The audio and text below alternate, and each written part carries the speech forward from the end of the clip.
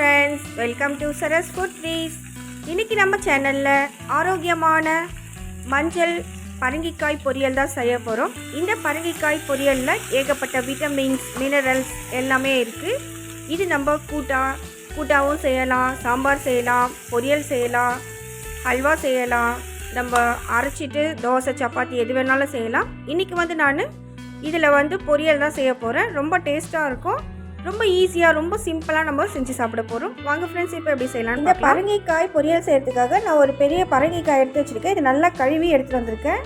இப்போ நம்ம இந்த பொரியலுக்கு தேவையானது மட்டும் நம்ம கட் பண்ணி எடுத்துக்கலாம். மீதி பேலன்ஸை ஃப்ரிட்ஜில் வச்சுட்டோம்னா ஒரு 10 நாளைக்கு வச்சு யூஸ் பண்ணிக்கலாம். நம்ம இப்போ எனக்கு எவ்வளோ தேவையோ நான் அவ்வளோ எடுத்துருக்கேன். இப்போ இது பீஸாக கட் பண்ணி நம்ம எடுத்துக்கலாம். இதில் இருக்கிற விதையை கூட நம்ம வெயிலில் நல்லா காய வச்சுட்டு நம்ம உரிச்சு சாப்பிட்லாம். அப்படின்னா நம்மளுக்கு இடம் இருந்தால் கூட நம்ம போட்டோம்னா இந்த செடி ரொம்ப ஈஸியாக வந்துடும், கொடியாக. இப்போ நம்ம இதை எப்படி கட் பண்ணி எடுத்து செய்யலான்னு பார்க்கலாம். இந்த ஸ்லைஸாக கட் பண்ணுறேன் இல்லையா, இதில் இப்படியே உப்பு, மஞ்சள், மிளகாய் பொடி எல்லாத்தையும் போட்டு அப்படியே ஃப்ரை பண்ணி கூட சாப்பிட்லாம். ரொம்ப சூப்பராக இருக்கும். அப்படியே சாப்பிட்லாம், நம்ம ஸ்நாக்ஸ் சாப்பிட்ற மாதிரி. ஆனால் இன்றைக்கி நான் பொரியல் செய்கிறதுனால இது கொஞ்சம் குட்டியாக கட் பண்ணி எடுக்க போகிறேன். உங்களுக்கு வேணுன்னா கூட இன்னும் கூட சின்னதாக கூட நீங்கள் கட் பண்ணிக்கலாம். பாருங்க, இந்த பாக்ஸ் சைஸில் நான் கட் பண்ணுறேன். பாக்ஸாக ஒரு மீடியம் சைஸில். நம்ம இஷ்டம் தான், நம்ம எப்படி வேணாலும் கட் பண்ணிக்கலாம்.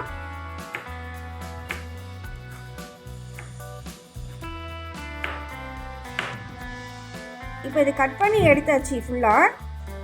இப்போ இது கூடவே ஒரு பெரிய சைஸ் வெங்காயம் ஒன்று ஸ்லைஸாக கட் பண்ணியிருக்கேன். 3 காஞ்ச மிளகாய் கட் பண்ணி வச்சுருக்கேன். ஒரு 2 கொத்து கருவேப்பிலை. இப்போ இது வச்சு எப்படி செய்யலான்னு பார்க்கலாம்.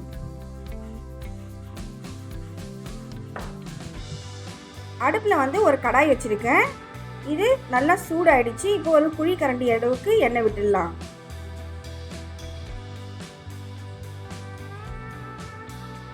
நான் நிறைய பூசணிக்காய் எடுத்ததுனால ஒரு குழி கரண்டி விடுறேன். நீங்கள் கொஞ்சமாக எடுத்திங்கன்னா இன்னும் கொஞ்சம் ஆயில் கூட நீங்கள் ஆயில் கூட்டவோ குறையவோ கூட வச்சுக்கலாம். இப்போ கடுகு சீரகம் போட்டாச்சு. இது நல்லா பொரிஞ்சிச்சு கடுகு சீரகம். இப்போ நம்ம கட் பண்ணி வச்சுக்கிற காஞ்ச மிளகாயை சேர்த்துடலாம்.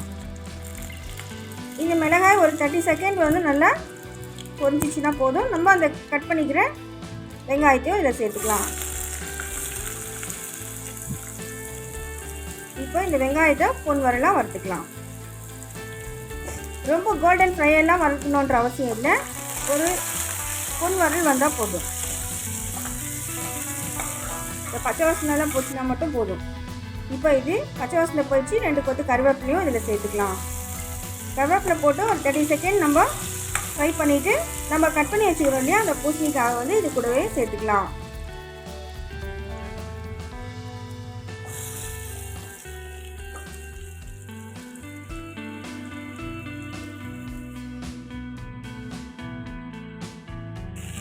இப்போ இதில் டேஸ்ட்டுக்கு உப்பு, இந்த காய்க்கு தேவையான அளவுக்கு உப்பு, ஒரு 1/2 டீஸ்பூன் அளவுக்கு மஞ்சள் பொடி.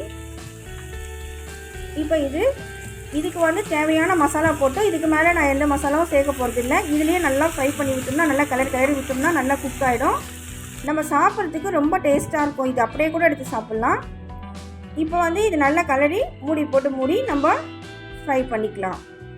தேவைன்னா ஒரு வாட்டி மூடி வச்சுட்டு அதுக்கப்புறம் நம்ம தண்ணி தெளிச்சிக்கலாம்.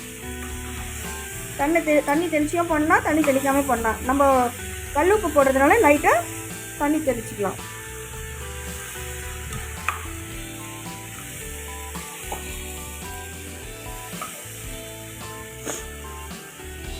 இதனால கிளறி விட்டாச்சு. இப்போ மூடி போட்டு மூடிடலாம்.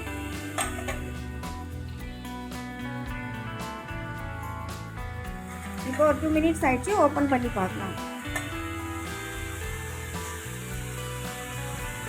இப்போ இது மறுபடியும் நம்ம கிளறி விடலாம். இப்போ ஓரளவுக்கு குக் ஆகிருக்கு, நல்லா வெந்து வந்திருக்கு.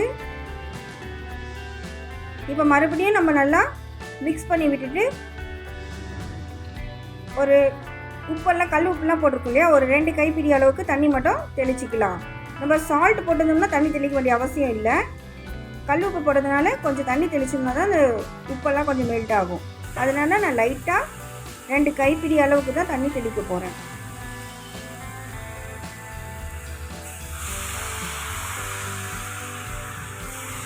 ரொம்ப சீக்கிரமாக ஒரு 5 மினிட்ஸ்லேயே அந்த பொரியல் ரெடி ஆகிடும். நல்லா சாஃப்டாக நம்ம அப்படியே ஸ்நாக்ஸ் சாப்பிட்ற மாதிரியும் சாப்பிட்லாம், இல்லைனா சாம்பார், ரசம், நம்ம வெரைட்டி ரைஸில் கூட சைட் டிஷ்ஷாக சாப்பிட்லாம். அப்படி இல்லைனா நம்ம சப்பாத்தி கூட சாப்பிட்லாம். ரொம்ப டேஸ்ட்டாக இருக்கும். நான் சப்பாத்தி கூட தான் சாப்பிடுவேன், ரொம்ப டேஸ்ட்டாக இருக்கும்.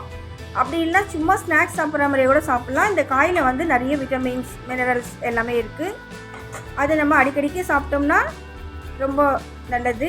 கர்ப்பப்பையில் உள்ள அழுக்கெல்லாம் கூட வெளியே வரும், நல்லா ஸ்ட்ராங் ஆகிடும். இந்த பூசணி விதையை நம்ம சாப்பிட்றோம் இல்லையா சூப்பர் மார்க்கெட்டில் வாங்கி, அதே மாதிரி தான் இந்த பூசணிக்காயும் நிறைய விட்டமின்ஸ், மினரல்ஸ்லாம் இருக்குது. இப்போ பாருங்கள், இந்த காய் வந்து ரெடி ஆகிடுச்சு, நல்லா சாஃப்டாக வெந்து இந்த தோலோடு சேர்த்து நல்லா வெந்திருக்கு. தோல்லாம் நீக்கக்கூடாது, தோலில் கூட நிறைய விட்டமின்ஸ், மினரல்ஸ்லாம் இருக்குது. இப்போ பாருங்கள், நான் கட் பண்ணி காமிக்கிறேன். நல்லா பூ மாதிரி வெந்திருக்கு, அப்படியே ரோஸ்ட் ஆகிருக்கு. பார்த்தோன்னே அப்படியே சாப்பிட்லான்னு தோணுது. என்ன ஃப்ரெண்ட்ஸ், உங்களுக்கு இந்த பொரியல் பிடிச்சிருக்கா? நீங்களும் ட்ரை பண்ணி பாருங்கள். ட்ரை பண்ணி செஞ்சுட்டு சாப்பிட்டு பாருங்கள், உங்களுக்கு பிடிக்கும். இந்த வீடியோ பிடிச்சிருந்தா லைக் பண்ணுங்கள், ஷேர் பண்ணுங்கள், சப்ஸ்கிரைப் பண்ணுங்கள், பெல் ஐக்கான் கிளிக் பண்ணி ஆல்னு கொடுங்க. அப்போ தான் நான் போடுற வீடியோஸ்லாம் உங்களுக்கு நோட்டிஃபிகேஷனாக வரும். Thank you friends. Tata, bye, see you.